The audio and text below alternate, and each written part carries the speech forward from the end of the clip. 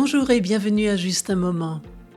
Aujourd'hui, je vous emmène dans le sud-ouest de la France, dans le département du Lot.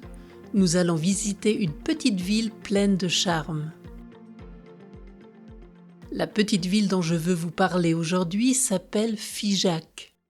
C'est une cité médiévale avec des ruelles étroites, des maisons anciennes et une atmosphère chaleureuse. Quand on se promène dans le centre historique, on découvre des façades en pierre, des maisons à colombages et de grandes demeures construites par les riches marchands du Moyen Âge et de la Renaissance. On a vraiment l'impression de voyager dans le temps. Mais Figeac est aussi célèbre pour un homme très important, Jean-François Champollion. Il est né ici en 1790. Vous connaissez peut-être son nom car il a réussi un exploit incroyable. Il a déchiffré les hiéroglyphes égyptiens.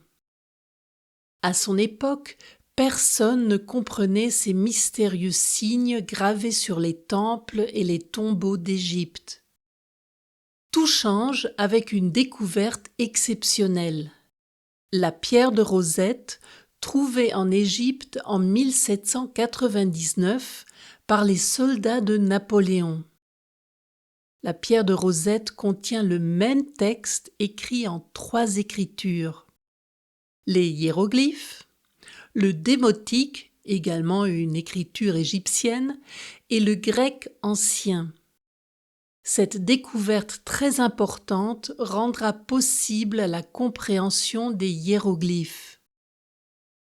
Comme les savants connaissent le grec, Champollion se met à comparer les textes et à comprendre peu à peu les hiéroglyphes. Il faut savoir que Champollion n'a jamais vu la pierre originale. Après la défaite des Français en Égypte, elle est envoyée en Angleterre en 1802 et se trouve encore aujourd'hui au British Museum à Londres. Champollion ne travaille donc pas sur la pierre elle-même, mais sur des copies, des dessins, des moulages et des reproductions envoyées en France.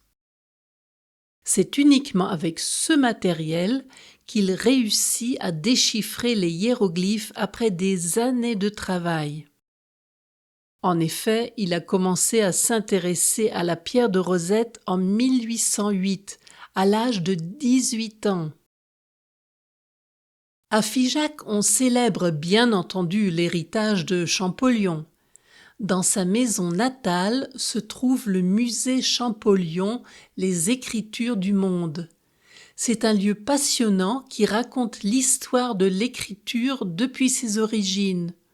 On y voit des alphabets, des manuscrits, des objets anciens et bien sûr les documents qui montrent comment Champollion a percé le mystère des hiéroglyphes après 14 ans de travail.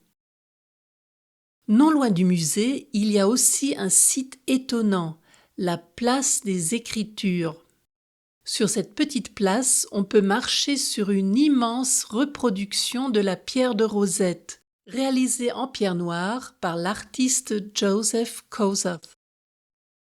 En regardant de près les inscriptions, on se met un peu dans la peau de Champollion face au défi des écritures anciennes.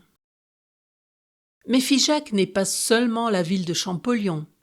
C'est aussi une cité où il fait bon flâner et profiter de l'art de vivre du Sud-Ouest.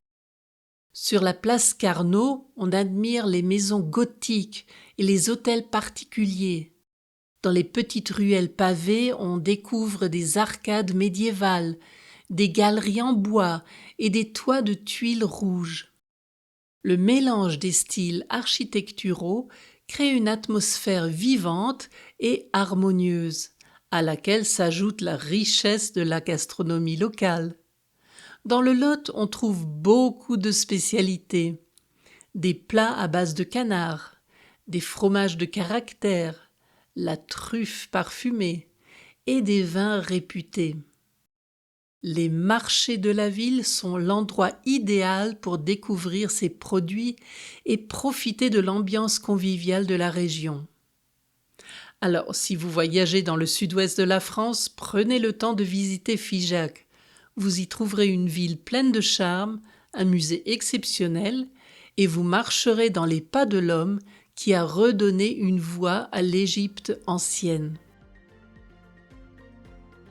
Et c'est déjà la fin pour aujourd'hui. Je vous retrouve le 19 septembre pour un nouvel épisode de Juste un moment. En attendant, n'oubliez pas de me suivre sur Instagram et Facebook pour ne rater aucune nouvelle. Je vous dis à bientôt pour un autre moment ensemble.